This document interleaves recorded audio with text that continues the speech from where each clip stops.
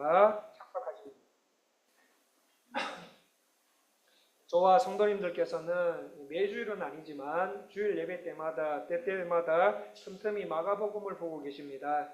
마가복음은 일하시는 예수님 그리고 순환받는 종으로서의 예수님의 모습을 특별히 강조하고 있습니다. 마가복음의 저자는 누구입니까? 마가지요. 마가 또는 마가 요한입니다. 마가복음은 AD 50년에서 70년 사이, 그러니까 예수님께서 십자가에 돌아가시고 부활 성천하신 후 20년 정도 흐른 그때입니다. 20년 정도 세월이 흐른 로마에서 기록이 됩니다. 그래서 로마에서 기록되었으니까 당연히 마가복음의 1차적인 독자는 누구입니까? 로마에 사는 그리스도인들입니다.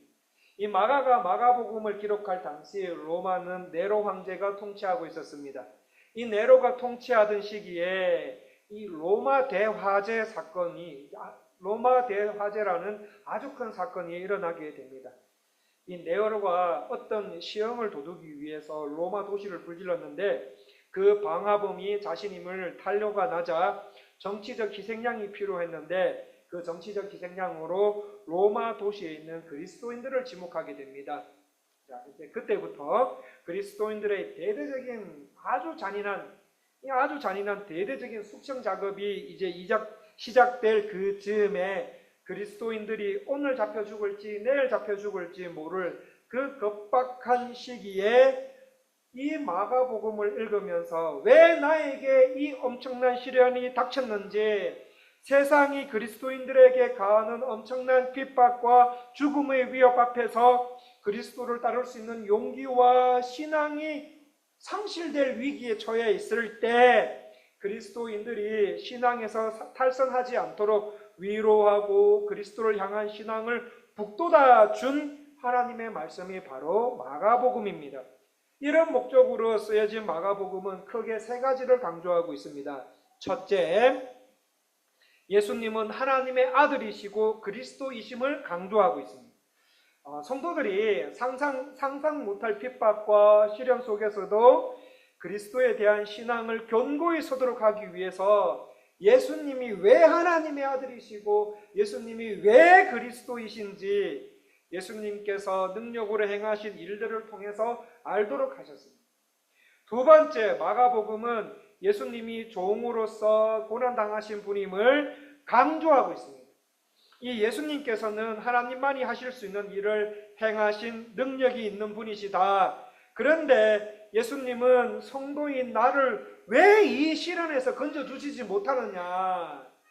왜 나를 이 잔인하고 이 어려움 속에서 왜 나를 건져주지 못하느냐? 왜 이렇게 그리스도인으로서 세상을 사는 게 힘드냐? 왜 이렇게 힘든고 어려운가? 예수님이 무능해서인가? 아니다. 예수님은 하나님만이 하실 수 있는 일을 할 수 있는 능력이 있는 분이시다. 예수님은 능력 있는 하나님의 아들이시지만 그 능력으로 세상을 지배하는 방식, 세상 사람들 위에 군림하는 분이 아닌 오히려 종으로서 사람을 섬기고 많은 사람을 구원하기 위한 대속물로서 예수님 자신을 희생하기 위해 오셨다. 그러니까 예수님은 능력 없는 사람이 아니야, 능력 없는 분이 아니야 하면서 마가는 예수님께서 행하신 일들과 또 예수님의 종으로서의 섬김과 고난을 통해 인류 구속 역사를 성취하신 하나님이심을 강조하고 있습니다. 세 번째는 마가복음은 뭘 강조하고 있는가 하면 제자도를 강조하고 있습니다. 왜 제자들 있지 않습니까? 12 제자들이 있는데 왜 또 제자들을 강조합니까? 그 제자들이요, 제자들답지 않은 행동을 했기 때문이에요. 나는 하나님의 백성이다. 나는 예수님의 제자다. 그렇게 말은 하는데 예수님의 제자들이 제자들답지 않은 행동을 많이 하면서 살았기 때문입니다. 제자들은 예수님을 따르면서도 여전히 세상적인 지위와 출세, 명예, 부한 사람 되기 위해서 야욕을 버리지 못하고 세상적인 지혜와 방식으로 살면서 서로 시기하고 경쟁을 일삼고 있었기 때문입니다. 심지어는 나는 예수님의 제자야, 나는 하나님의 백성이야, 구원받은 백성이야, 택함받은 백성이야 라고 말은 하지만 예수님 안 믿어요. 말은 하는데 안 믿어요. 예수님의 부활 소식도 불신하고 있었습니다. 그렇게 불신하다가 부활하신 예수님께 뭐 받습니까? 책망 받잖아요. 책망을 받을 정도로 예수님을 못 믿고 있었습니다. 그래서 제자들은 그들의 인간적인 생각과 세상적인 성공과 출세, 높은 지위를 얻기 위해서는 그 어떤 희생은 다 합니다. 내가 세상적인 성공을 위해서, 출세를 위해서, 돈을 위해서, 높은 지위를 위해서, 세상 사람들에게 인정받기 위해서는 다 합니다. 어떤 희생도 다 합니다. 하지만 예수님께서 가시고자 했던 그 고난의 길에는 안 가려고 합니다. 희생 안 하려고 합니다. 성도님, 교회 일 이거 있는데 이것 좀 도와주세요 하면은 싫어요. 저 식당, 사업, 회사 일 너무 많아요. 안 할래요. 힘들어요. 교회 일 하면 뭐합니까? 나한테 최선을 다해서 교회 일 하면 섬기면은 비판이 더 많이 들어오는데 짜증나요. 싫어요. 하면서 그리스도께서 지고 가셨던 고난을 두려워하고 힘든 일은 회피하려고 하는 이 불신앙의 모습으로 일관한 제자들에게 예수님의 제자가 되는 것은 그리스도를 본받아 고난을 감내하는 겁니다. 고난 받는 거예요. 고난을 감내하며 섬기는 거예요. 섬김과 희생의 도를 실천하는 삶이라는 진리를 마가복음을 대하면서 저와 성도님들 그리고 12 제자들이 직면하도록 하셨던 것이었습니다. 순환당하신 그리스도는 부활하시어 하늘 보좌 우편에 앉으셨고 결국은 승리의 종이 되셨다. 영광의 종이 되셨다. 그러므로 성도들은 고난을 통해서 영광에 이르신 예수님을 본받아 이 땅에 사는 동안 그리스도의 제자로서 당하는 여러 가지 고난을 기꺼이 감수하고 서로 섬기고 복음을 전가하는 믿음의 삶을 살아야 함을 강조하고 있었습니다. 바로 이 주님의 말씀을 가르쳐 주시기 위해서 마가는 마가복음을 크게 두 부분으로 나누어서 기록을 했습니다. 첫 번째 부분은 마가복음 1장에서 9장까지 갈릴리에서 하나님의 종으로서 열심히 하나님 나라 일하시는 예수님을 기록했고, 두 번째 부분은 10장에서 16장까지 예수님의 고난 사건을 중점적으로 다루고 있습니다. 자, 그렇다면 오늘 저와 성도님들께서 읽으신 본문은 마가복음의 어디에 위치하고 있습니까? 첫 번째 부분입니까? 두 번째 부분입니까? 첫 번째 부분입니다. 갈릴리에서 예수님의 하나님의 종으로 열심히 일하시는 예수님의 모습을 보게 됩니다. 자, 요거를 이해하시고요. 이해 못하셔도 됩니다. 다음에 또 계속 이렇게 리마인드 시켜드릴게요. 그래서 마가복음을 읽으실 때 제가 말씀드린 요 부분까지, 개론 부분까지 머리에 딱 담으시고 말씀을 읽으시면 훨씬 이해하기가 쉽습니다. 자, 이것을 딱 생각하시면서 이제 본문으로 한번 들어가 보시겠습니다. 자, 본문을 보시면 우리 예수님 하나님의 종으로서 열심히 일하시는데 어떤 일을 하십니까? 사람을 부르시고 계십니다. 예수님은 세상에 계실 동안에 하나님과 하나님 나라에 관한 일을 천사들과 같이 하지 않으셨어요. 사실 하나님 나라와 하나님에 관한 일을 천사들과 같이 하면 얼마나 좋습니까? 일단 말 잘 듣잖아요, 천사들. 말 잘 듣고 얘들아 이거 해 하면 이거 딱 하고 저거 해 딱 하고 우리보다 능력도 많잖아요. 근데 우리는 막 불평하고 막 하나님 안 할래요 하면서 막 도망가다가 한 대 맞고 와가지고 일하고 막 이런 식으로 하나님 앞에서 막 하나님이 자꾸 얘야 이거 해야 돼. 왜냐하면 이거 해야지 너가 신앙의 도움을 받아 하면서 설득하고 해서 그렇게 해서 사람들과 하셨지 않습니까? 그래서 예수님께서 공생애를 시작할 때 가장 먼저 하셨던 일 중에 하나가 뭔가 하면 사람을 부르시는 일이었습니다. 진짜일까요? 과연 그런지 13절 말씀 다 같이 한번 읽어보겠습니다. 마가복음 3장 13절 말씀 다 같이 읽기를 시작하겠습니다. 또 산에 오르사 자기가 원하는 자들을 부르시니 나아온지라. 자, 13절 말씀을 보시면 예수님이 산에 오르세요. 자, 그런데 당시 유대인들은 산에 오른다라는 말을 언제 썼을까요? 언제 사용했을까요?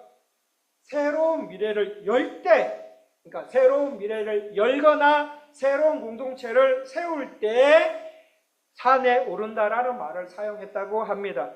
그런데 오늘 말씀에도 보시면 13절 말씀을 보시면 예수님께서 어떻게 하십니까? 산에 오르셨습니다. 왜입니까? 예수님께서 새로운 미래를 열고자 하셨기 때문에, 예수님께서 새로운 공동체를 세우고자 하셨기 때문이었습니다.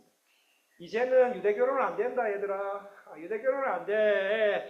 율법과 규칙에 묶인 채 거기에 따르지 않으면 생명이 죽어도 가만히 있는 그 유대교로는 안 된다. 이제 유대교로는 안 된다. 새로운 시대, 새로운 공동체를 준비해야 되겠다라는 의미로 예수님께서 지금 산으로 오르시고 계신 것이었습니다. 그래서 예수님, 이 새로운 시대, 새로운 공동체를 만들기 위해서 예수님께서 가장 먼저 뭐 하십니까? 사람을 부르십니다. 사람.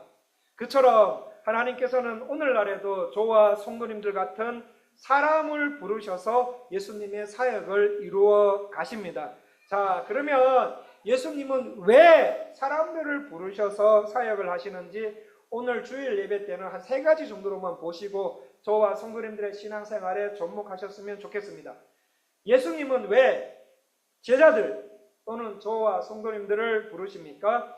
첫 번째, 예수님께서 원하셨기 때문이에요. 예수님께서 원하셨기 때문에. 예수님께서는 하나님 나라를 여시고 하나님의 백성들을 초대하는 일에 예수님과 같이 동역할 사람들이 필요했기 때문에 제자들을 부르셨습니다. 자, 그런데 13절 말씀 다시 한 번만 보시겠습니까? 13절 말씀에 보시면 예수님께서 사람들을 부르시는데 어떤 조건을 갖춘 제자들을, 어떤 조건을 갖춘 사람들을 부르셨습니까? 자, 어떤 조건입니까? 자격입니까? 자격 없습니다. 자격 없습니다. 아무런 자격이나 조건 없이 예수님께서는 예수님이 원하시는 사람들을 부르셨습니다. 예수님은 사람을 부르실 때 그 사람들이 가지고 있는 조건이나 외모나 자격 이런 것을 보지 않으셨어요. 이런 것들을 보지 않으시고 예수님의 전적인 주권에 의해서 사람들을 부르셨습니다. 그렇게 해서 부르신 사람들의 명단이 16절에서 19절 말씀까지 나옵니다. 16절에 보시면 누가 나옵니까? 시몬이 나오고 17절에는요 야곱과 요한이 나오고 18절에 안드레, 빌립, 바돌로메, 마테, 도마, 알표의 아들 야고보, 다데오, 가나나인 시몬, 그리고 19절에 누구까지 나옵니까? 가룟 유다까지 부르셨습니다. 자, 예수님께서 부르신 사람들의 명단을 한번 보시면은 공통점이 있는데 그게 무엇입니까? 무엇입니까? 모두 다 하나같이 세상적으로 별 볼 일 없었던 사람들을 부르셨다는 거예요. 그 안에 누구 있습니까? 천대받는 세리들, 세리, 그리고 어부들 같이 평범한 직업을 가진 사람들이나 그 이하의 직업을 받았던 사람들이었습니다. 근데 하지만 이들이 예수님께 부르심을 받고 붙들림을 받았을 때 하나님의 형상이 회복되면서 귀한 하나님 나라의 일들을 감당할 수 있는 사람들로 점차 변해져 갑니다. 오늘도 마찬가지입니다. 오늘도 마찬가지. 예수님은 사람을 부르시는데 누구도 부르십니까? 부자도 부르시고요. 평범한 사람도 부르시고 가난한 사람들, 이런 사람들 할 것 없이 예수님께서 원하시는 사람들을 부르십니다. 그런 것처럼 저와 성도님들도 예수님께서 부르신 줄 믿습니다. 그렇다면 예수님의 부르심을 받은 자들인 우리는 그러면 하나님 앞에 우리가 어떻게 살아가야 됩니까? 나 대단한 사람이야. 나 세상에서 이런 사람들이야. 이런 사람이야. 나 교회에서 이 정도 위치에 있는 사람이야. 내 말 한마디면 교회 안에서 이거 다 바꿀 수 있어. 아니면은 내 신앙 이력이 이 정도야. 나 따라와. 이런 식으로 여기에 맞춰서 대접받으면서 살아가야 합니까? 예수님께서 이렇게 말씀하셨습니다. 내가 곧 길이요 진리요 생명이니 나로 말미암지 않고는 아버지께로 올 자가 없느니라. 예수는 허물과 죄로 죽었던 너희를 살리셨도다. 하나님이 미리 아신 자들을 또한 그 아들의 형상을 본받게 하기 위하여 미리 정하셨으니 미리 정하신 그들을 또한 부르시고 부르신 그들을 의롭다 하시고 의롭다 하신 그들을 또한 영화롭게 하셨느니라.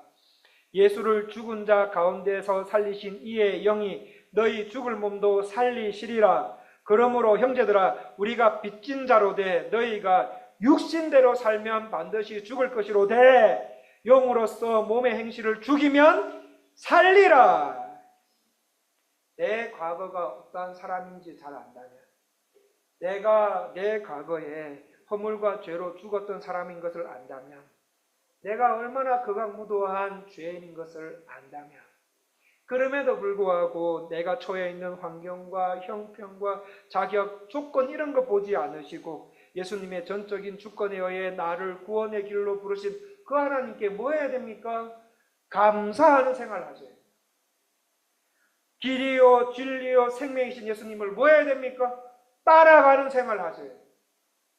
또 하나님의 형상을 계속 회복해 나가기 위해 영으로서 몸의 행실을 죽여나가는 삶을 사셔야 돼요. 죄를 죽여나가야 돼요. 사람은 할 수 없어요. 사람은 할 수 없지만 하나님은 못하실 것이 없이 다 하신다는 신앙을 갖고 살아요. 예수님의 말씀에 전적으로 붙들러 살아가는 삶, 성령님의 인도하심을 받는 삶을 사셔야 됩니다. 16절부터 예수님께서 부르신 사람들의 명단이 나오는데 가장 먼저 누가 나옵니까? 시몬이 나옵니다. 시몬의 별명이 뭡니까? 베드로입니다. 베드로의 뜻은 반석입니다. 반석. 이 육중한 반석 있지 않습니까? 사실 시몬한테 베드로라는 별명은 어울리지 않습니다. 시몬은 일단 다혈질이에요. 성질 겁나 잘 냅니다. 다혈질이고 아주 성질 급하고 감정이 잘 변해요. 잘 변하고 불안정한 사람입니다. 그런 시몬에게 예수님 뭐라 말씀합니까? 너 베드로야. 시몬아, 너는 베드로야. 너는 반석이야. 라고 말씀하십니다. 지금까지 살아온 시몬의 인생을 되돌아보면 전혀 어울리지 않는 별명인데 예수님은 시몬을 뭐라고 봅니까? 이 시몬이 잘 변하면은 초대교회가 세워지는 기초요 기둥 같은 존재로 쓰시겠다라는 그 하나님의 의지가 이 별명 속에 담겨져 있습니다. 17절에 보시면 세베대의 아들 야고보와 요한 형제가 나옵니다. 예수님께서 야고보와 요한에게 보아너게, 그러니까 우레의 아들들이라는 뜻의 별명을 주십니다. 근데 별명처럼 야고보와 요한도 벼락 같아요. 성질이 벼락 같습니다. 아주 급한 성격을 가지고 있습니다. 그러나 이들이 예수님에 의해 부르심을 받고 예수님의 손에 이끌림을 받을 때 그들이 갖고 있었던 이러한 약점들은 약점으로 끝나는 것이 아니라 하나님의 말씀을 천둥처럼 전가하는 사도들이 됩니다. 이런 식으로 제자들의 명단이 이렇게 쭉 나오다가 19절에 보시면은 가룟 유다도 부르십니다. 자, 가룟 유다는 어떤 사람입니까? 아주 똑똑한 사람입니다. 머리가 잘 돌아가는 사람이에요. 12제자들 중에.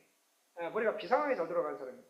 아주 비판적이고 그 다음에 똑똑하고 계산적인 사람입니다. 욕심이 많습니다. 그리고 이해에 밝은 사람입니다. 이 돈에 밝은 사람이라 제자들 중에 회계 역할을 했던 사람입니다. 그러나 이 사람은 자신의 인생에 찾아온 연약함이나 실수나 약점이나 실패를 예수님께 가져오지 못하고 예수님과 함께 극복하지 못하고 결국은 예수님을 배신하는 사람이 됩니다. 자, 이시간에 예수님의 제자 12명에 대해서 다 하지는 못하겠고 베드로와 가룟 유다의 인생을 한번 비교해 보십시다. 베드로와 가룟 유다 두 사람에게는 다 뭐가 있었습니까? 그의 인생에 치명적인 실수가 있었습니다. 실패가 있었습니다. 연약한 인생이 있었습니다. 맞지요? 자, 그러나 베드로는 어떻게 했습니까? 베드로와 가룟 유다의 차이점은 베드로는 다시 회복되어 일어났고 가룟 유다는 자살로 인생을 마감했습니다. 그 차이점이 무엇입니까? 베드로에게는 회개가 있었습니다. 자신의 약점과 연약함, 실패, 실수의 인생을 베드로는 예수님 앞에 가져왔어요. 가져와서 눈물로 회개하고 성령님의 도우심을 구하며 자신의 약점을 고치면서 결국은 다시 일어서는 인생으로 됩니다. 성도님들, 성도님들의 생활 가운데 하나님께 합당하지 않는 죄를 계속 짓고 있는 것 있습니까? 회개하셔야 돼요. 제가 이제 고등학교를 갓 졸업하고 이제 운전면허 합격을 한 지 얼마 되지 않았을 때, 이제 제가 이제 경상북도 구미에 갈 일이 있었습니다. 그래서 제 고향 김천에서 이제 고속도로를 타고 구미를 향해 달리고 있었습니다. 한 30분 이제 차를 운전해서 가니까 이제 아주 반가운 표지판에 너무 긴장하고 가가지고 구미 언제 나오나 이러다가 이제 한 30분 정도 달리니까 그 표지판에 구미라는 글자가 나왔습니다. 그래서 제가 이제 이제 구미구나, 다행이다 하면서 이제 서서히 이제 구미로 가는 이제 오른쪽 백미러를 보면서 구미로 나가는 진입로에 가려고 하는 순간에 차들이 너무 많이 오는 거예요. 너무 많이 와가지고 제가 그만 그 진입로를 지나쳤습니다. 자, 지나치면은 성도님들은 어떻게 해야 됩니까? 다음 톨게이트로 나가서 돌아오면 됩니다. 근데 그때 저는 초보여서 구미를 지나치버리니까 막 등에서 막 땀이 나고요. 막 초조함이 생기고 막 긴장감도 많이 생겨서 사실 외관도 못 나가고 대구까지 갔습니다. 대구까지 가면서 이제는 외관을 놓쳤으니까 제가 너무 힘든 거예요. 그래서 대구에는 내가 기필코 돌아온다.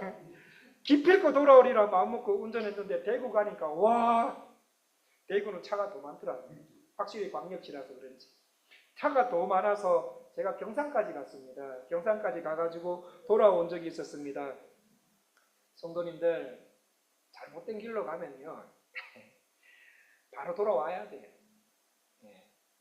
제가 만약에 돌아오지 않고 차 안에 있으면서 큰일 났다, 잘못된 길로 들어섰다, 어떡하지 하면서 막 차 안에서 방향도 안 바꾸고 차 안에서 막 눈물 콧물 쏟으면서 잘못했네 말로만 반복하면서 계속 내려가면 어떻게 됩니까? 부산까지 가게 됩니다. 잘못된 길로 갈 때는 바로 돌아와야 돼요. 이게 회개의 개념이에요. 하나님 잘못했습니다. 회개는 말로만 하나님 잘못했습니다, 그리고 눈물 콧물 흘리면서 용서해 주옵소서 하면서 올바른 방향으로 돌아오지 않으면 아무 소용이 없는 거예요. 그거 회개 아닙니다. 그러므로 세상을 사시다가 뭔가 좀 잘못됐다, 이건 아닌데, 이거 하나님 앞에 안 물어봐도 이건 잘못됐다, 이거 하나님 앞에 잘못됐다, 이거 잘못된 인생이다. 자, 그러면 바로 올바른 길로 돌아오는 게 제일 좋습니다. 왜냐하면 멀리 가면 멀리 갈수록요 돌아오는 게 너무 힘들어요. 그리고 그 뒷감당은 저와 여러분이 감당해야 돼요. 너무 어렵지 않습니까? 멀리 갈수록 너무 고통스러울 것 같지 않습니까? 나 자신의 약점과 연약함, 실패와 실수의 인생을 예수님 앞에 가져와서 눈물로 회개하고 성령님의 도우심을 구하며 자신의 약점을 고치면서 다시 일어서셔야 됩니다.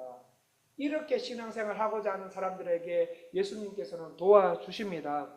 성도님들, 뭔가 내 삶의 영역에서 이거 하나님 앞에 합당하지 않아요. 일의 터전에서, 회사에서, 식당에서, 가게에서, 회사에서 뭔가 했는데 이게 하나님 앞에 합당하지 않아요. 계속 죄를 짓는 것 같아요. 그런 죄가 있다면 회개하셔야 돼요. 바로 돌아오시고 고치셔야 됩니다. 뒷감당이 너무 힘들 때가 있어요. 그런데 유다는요 그렇지 못했습니다. 가룟 유다에게도 베드로처럼 실수했고 실패했고 연약함의 인생이 찾아왔어요. 찾아왔을 때 가룟 유다도 후회했었습니다. 이거 잘못된 거 알았어요. 후회했었어요. 실패에 대한 아픔과 슬픔을 가지고 있었어요. 하지만 그것들을 가지고 예수님 앞에 나가지 못했습니다. 실패에 대한 아픔과 슬픔, 잘못된 방향의 인생을 예수님께 가져가기만 하면은 그때부터 회복이 되기 시작하는데, 예수님께 가져가지 못하자 가룟 유다의 인생은 보완할 수 없게 되고요. 가룟 유다의 인생이 보완되지 않는 인생으로 살자 극복할 수가 없게 되고요. 극복하지 못하자 결국에는 비참하게 인생이 끝나버리게 됩니다. 성도님들, 세상에 약점 없는 사람은 없어요. 실패 없는 사람은 없습니다. 그때 나의 약점과 실패를 인정하고 회개하고 예수님의 다루심을 받으며 순종하며 살아가셔야 됩니다. 그럴 때 예수님의 진실한 제자로 다시 한번 살아가게 되는 거지요. 그러므로 오늘 예배 드리실 때, 예배 드리고 기도하실 때, 하나님, 제가 이 정도밖에 안 되는 사람입니다. 내가 가진 죄와 허물과 연약함이 이런 거 있습니다. 하나님 앞에 내어놓습니다. 성령님, 나를 도와주셔서 회개하게 하시고 예수님의 다루심을 받게 해 주십시오. 가룟 유다처럼이 아니라 가룟 유다가 아닌 베드로와 야고보와 요한 같은 인생이 되기 원합니다. 하나님께서 나를 불러주셨사오니 하나님께서 필요하신 곳에 쓰임받을 수 있도록 도와주옵소서라고 기도하시고 여기에 맞는 신앙생활 계속해 나가시면 어떻습니까? 두 번째로 예수님께서 우리를 부르신 목적이 있습니다. 그게 뭡니까? 예수님께서 우리와 함께 하고자 하시기 위해서 우리를 부르셨다는 겁니다. 우리 14절 말씀 다 같이 한번 읽어보겠습니다. 마가복음 3장 14절 말씀 다 같이 읽기를 시작하겠습니다. 이에 12를 세우셨으니 이는 자기와 함께 있게 하시고 또 보내사 전도도 하며.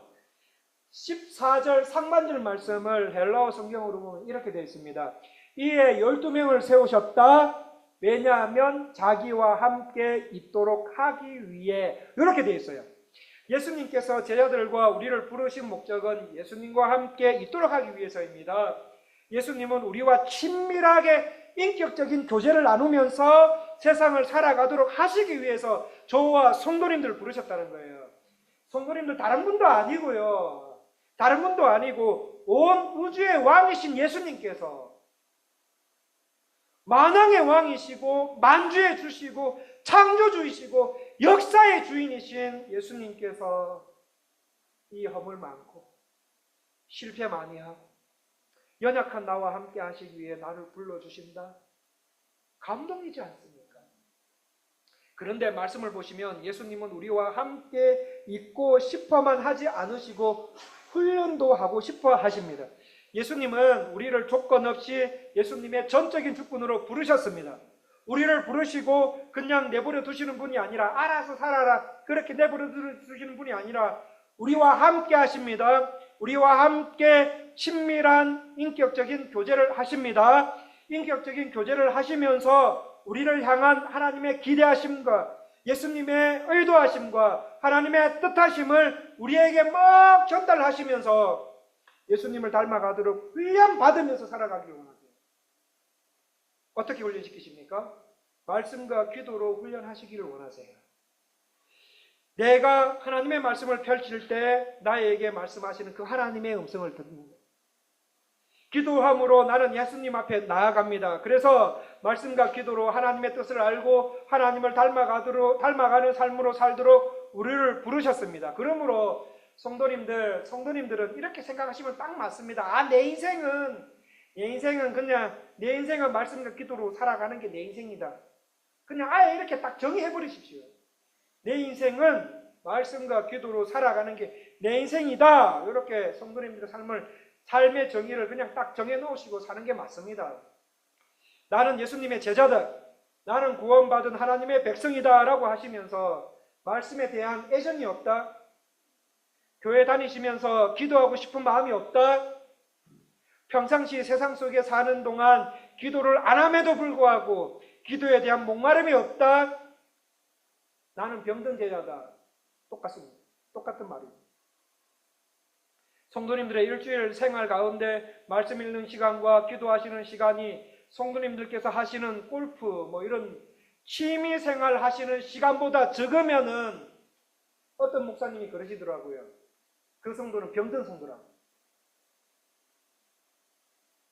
우리 가운데 혹시 말씀을 들으시면서 내가 영적으로 병든 사람이구나 라는 마음이 드신 분 계십니까? 그리고 그 건강을 다시 한번 찾고 싶은 분이 계십니까?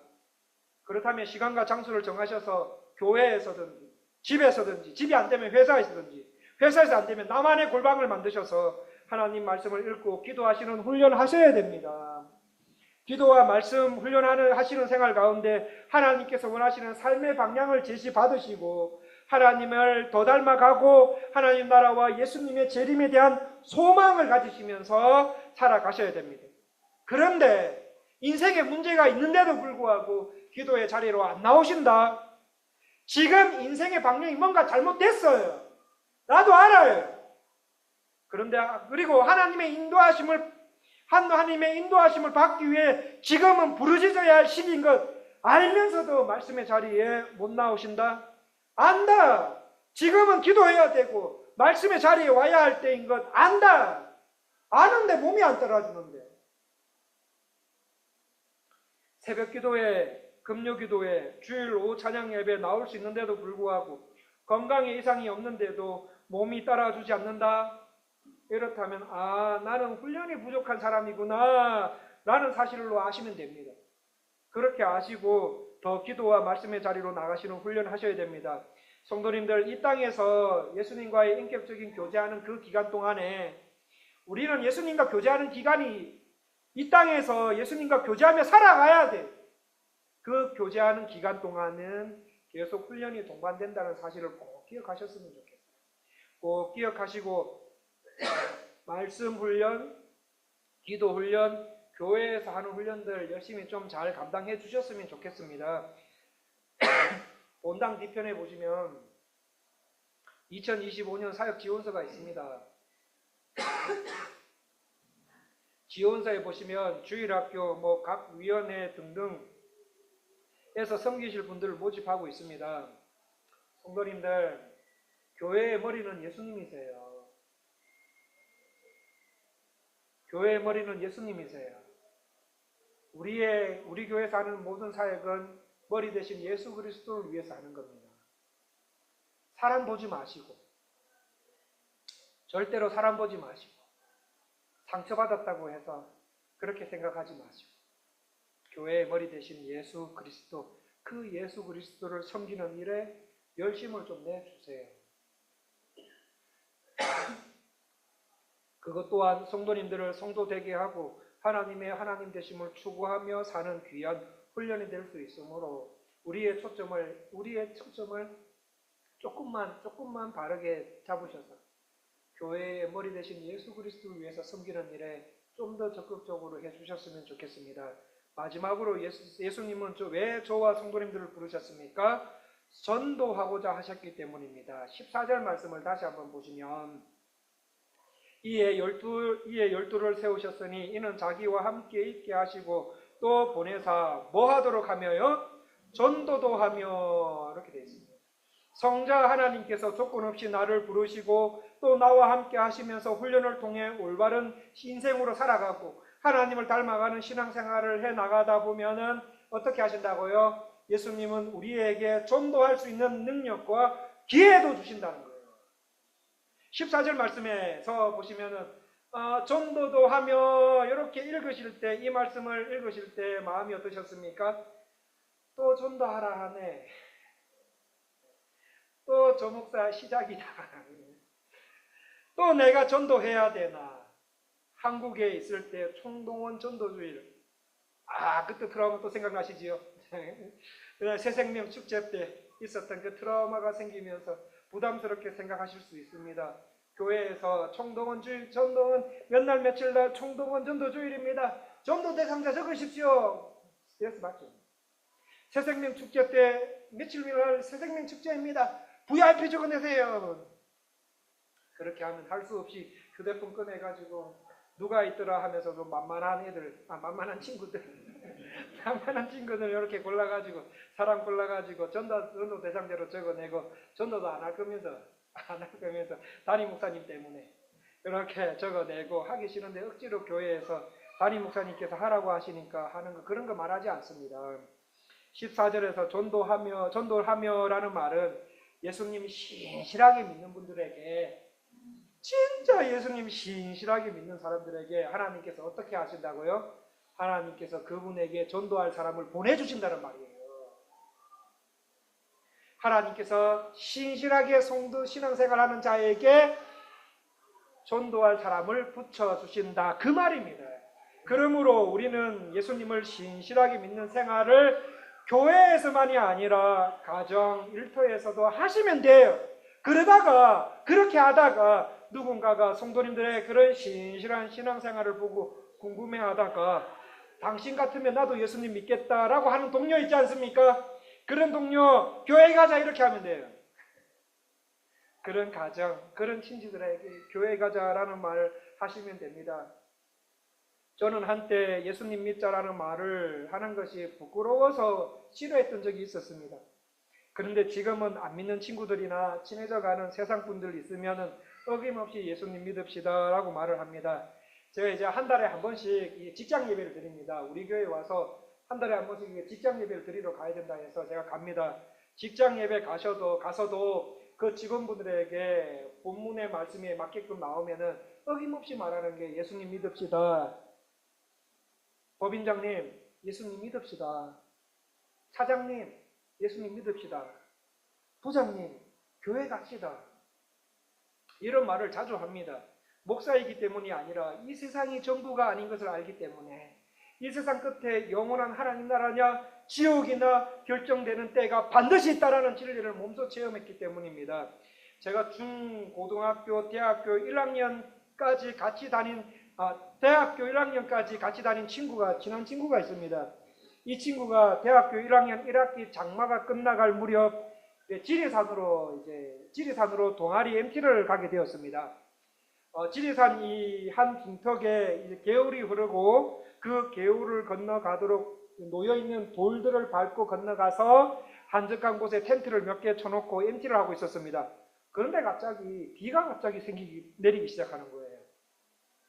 저는 이 산 위에서 아래로 흐르는 물이 비를 만나면은 순식간에 물이 확 불어나서 그렇게 무섭게 변하는지를 그때 알았습니다. 비가 오기 시작하니까 텐트 장비를 급하게 챙겨서 안전한 곳으로 나왔습니다. 그런데 마침 같은 동아리 멤버인 이 여학생이 MT를 했던 그 자리에 중요한 것을 놔두고 왔다고 하면서 막 어머나 어떡해 하면서 막 전전긍긍하고 있을 때 이 친구가 내가 갈게 이렇게 해가지고 그 자리에 갔다가 돌아오는 길에 물에 휩쓸려서 갑작스럽게 죽게 되었습니다. 당시 저는 죽음이라는 거는 교통사고도 이런 걸 들었지만 제 머릿속에는 자연사만 인식했던 그 나이에 이런 종류의 죽음은 제게 너무나 견디기 힘든 아픔이었습니다. 그래서 그 착한 친구가 먼저 세상을 떠났다는 게 너무 어린 나이였고 받아들이기 힘든 사실이었고, 그런데 저를 더 힘들게 한 것은 그 친구를 하나님 나라에서 볼 수 있을지 없을지 확신이 들지 않았기 때문이었습니다. 왜냐하면 그 친구는 전통적인 불교 집안에서 자랐기 때문입니다. 그래서 그 친구가 세상을 떠난 후에 장례식장에서 잠깐 쉬는 그 자리에 가가지고 아무도 없는 데서 왜 나는 그 친구를 전도하지 못했을까? 아니, 전도까지는 아니어도 예수님 믿자, 부끄러워서 교회 가자라는 말 한마디 못한 제 자신이 너무너무 미웠습니다. 그 친구가 살아있을 때 저한테 이런 말을 했거든요. 형진아, 교회 진짜 좋나? 교회 진짜 좋아? 예수님 진짜 좋나? 이렇게 물어본 적이 있었습니다. 그때 교회 좋아, 예수님 좋아, 너도 회개하고 예수님 믿어 같이 하나님 나라 가자, 이런 말 못해준 게 제가 너무 후회가 됐어요. 왜 나는 그 친구를 구원의 자리로 해야 되겠다는 생각을 하지 못했을까? 왜 나는 땅끝까지 복음 전해야 된다고 해서 다른 나라 중고등부 친구들, 청년대학교 지체들 이끌고 다른 나라 멀리까지 비전 트립 간다고 갔는데 정작 내 주변에 가까이에 있는 사람들, 가족들, 꼭 구원받아야 할 내 손자들, 손녀들, 아들들, 딸들이 있는데 분명히 회사 동료 가운데 영혼에 가람이 있는 사람이 있을 것이고 인생의 허무함을 느끼는 사람이 있을 것이고 가정사 등등의 이유로 예수님이 필요한 분이 있는데 왜 그들에게 예수님 믿자, 교회 가자라는 말을 못했을까? 후회함이 많았고 다시 그런 후회함이 없는 신앙생활을 하기 위해서 매일 새벽에 기도하는 제목 중에 하나가 뭔가 하면 가족 구원입니다. 무슨 목사가 가족 구원을 위해서 기도하냐. 하나님 두렵고 떨림으로 너희의 구원을 이루라는 말씀에 의지하여 간구합니다. 하나님, 제가 받은 구원, 그 구원의 확신들이 진짜입니까? 혹 구원받았다고 그냥 착각하고 있다면 참된 구원의 은혜를 베풀어 주십시오. 아내인 조전도사님도 마찬가지입니다. 혹여니 이내도 하나님 회심하게 하여 주시옵소서. 구원받고 하나님의 자녀로서 이 땅을 살아가게 도와달라고 먼저 기도한 후에 어른들을 위해서 기도하는 것이 아니라 우리 교회 영유아부, 유초동부, 중고동부, 청년대학교 자녀들을 위해서 먼저 기도하고 그 다음에 1구역부터 5구역까지 성도님들 한 분 한 분 이름을 불러가면서 오늘 아침에도 기도했어요. 오늘 아침에도 1부 예배 드리기 전에 불러가면서 기도하고 주보에 있는 공동체 기도 제목들과 그리고 저한테 개인적으로 기도 부탁하신 기도 제목들을 가지고 기도합니다. 죽으면은요, 예수님 재림하시면은 이 세상의 모든 것이 다 끝나요. 모든 것이 다 끝나고 그 다음은 돌이킬 수 없는 일들이 이제 있음을 알기에 우리가 죽으면요, 이제는 그 다음부터 돌이킬 수 없는 일들이 우리 의지에 의해서 돌이킬 수 있는 일들이 없습니다. 그런 일이 일어나지 않는 것을 알기 때문에 그때 우리 남편 가정을 위해서 그렇게 열심히 이 땅에서 열심히 일을 했는데 결국 구원받지 못해서 남편이 막 슬퍼가지고 이를 갈면서 후회하는 일이 생기면 우리 남편에게 생기면 안 되는데 우리 아들, 딸, 어린 손자, 손녀 눈에 넣어도 안 아픈 내 새끼들 지금 공부 열심히 하고 그리고 열심히 자신의 미래를 위해서 자기 일만 하다가 구원받지 못해서 우리 자녀들이, 우리 손녀들이, 우리 손자들이 눈에 뭐 넣어도 안 아플 내 새끼들이 손에 소금 치듯한 그곳에서 슬피 이를 갈며 영원히 후회하는 일들이 일어나면 안 되는데 성도님들, 예수님은 이 일을 위해서 12 제자들과 우리를 부르셨습니다. 그러므로 예수님의 증인이 되십시오. 복음 전하십시오. 가까이 있는 사람들 중에 복음을 들어야 할 분이 생각나십니까? 그렇다면 그분을 위해서 기도하십시오. 기도함으로 권능을 얻게 하시고 하나님께로부터 오는 능력과 지혜로 복음 전할 수 있도록 길을 열어달라고 내게 오는 분들을 구원할 수 있도록 사람을 붙여달라고 신실한 신앙생활을 하게 해달라고 기도하시면 어떻습니까? 말씀을 맺겠습니다. 저와 성도님들께서는 예수님께서 여시는 새로운 미래, 새로운 공동체에 부름받으신 분들인 줄 믿습니다. 그렇다면 성삼위 하나님께서 우리를 부르신 이유가 무엇입니까? 첫 번째는 예수님께서 원하셨기 때문이고 두 번째는 우리와 함께 하시면서 우리를 훈련하시기 위해서입니다. 세 번째는 전도예요. 증인의 삶으로 살아가기 위해서 우리를 부르셨습니다. 예수님께서 우리를 부르셨으니 부르신 그분이 우리를 이렇게 빚어가실 줄 믿습니다. 아무쪼록 우리를 부르신 목적을 말씀을 통해서 알고 하나님의 요구하심에 우리를 내어드려서 참 어렵고 힘든 이 땅의 인생살이 속에서 점점 하나님의 형상을 회복하고 하나님을 닮아가는 제자로서 예수님께서 열어놓으신 이 새 공동체, 새 하나님 나라에 나도 들어가고 그리고 또 누군가를 들어가도록 인도하시는 일에 쓰임받는 저와 성도님들 다 되시기를 간절히 원합니다. 기도하겠습니다. 하나님 아버지, 죄와 허물로 죽었던 우리를 살려주시고 주의 자녀로 불러주심을 감사합니다. 하나님, 저와 성도님들께서 과거에 어떤 존재였는지 뼛속까지 알 수 있도록 은혜를 베풀어 주시옵소서. 내가 얼마나 극악무도한 죄인인지 보여주시옵소서. 그리고 그 속에서 하나님의 나라로 불러주신 그 하나님의 은혜가 얼마나 크고 가치 있는 것인지 여기에 내 인생을 모두 바치게 하여 주시옵소서. 주께서 저와 성도님들을 불러주신 줄 믿습니다. 우리를 부르신 목적은 주님께서 원하신 것이었고 우리와 함께 하시면서 주의 형상을 회복하고 닮아가기 위해 훈련하고 하시고 복음의 증인으로 살아가도록 하기 위함인 줄 알았사오니 이 목적을 따라 우리 성도님들이 살아가실 수 있도록 도와주시옵소서. 그리하여 우리 성도님들 예수님께서 열어놓으신 새 미래, 새 공동체에 다 들어가게 하시고 또 다른 사람들이 들어갈 수 있도록 인도하는 일에 우리가 쓰임받게 도와주시옵소서. 예수님 이름으로 기도합니다. 516장 찬송하시겠습니다.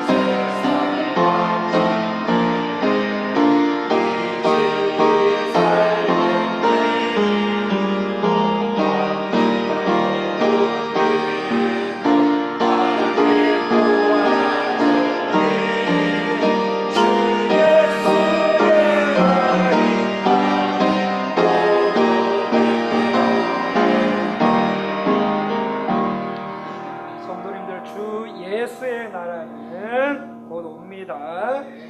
오늘 말씀을 놓고 합심해서 기도하기 원합니다. 기도 제목은 주님, 예수님의 제자로서의 삶을 살기 원합니다입니다. 예수님께서 우리를 부르신 이유는 첫 번째, 예수님께서 원하신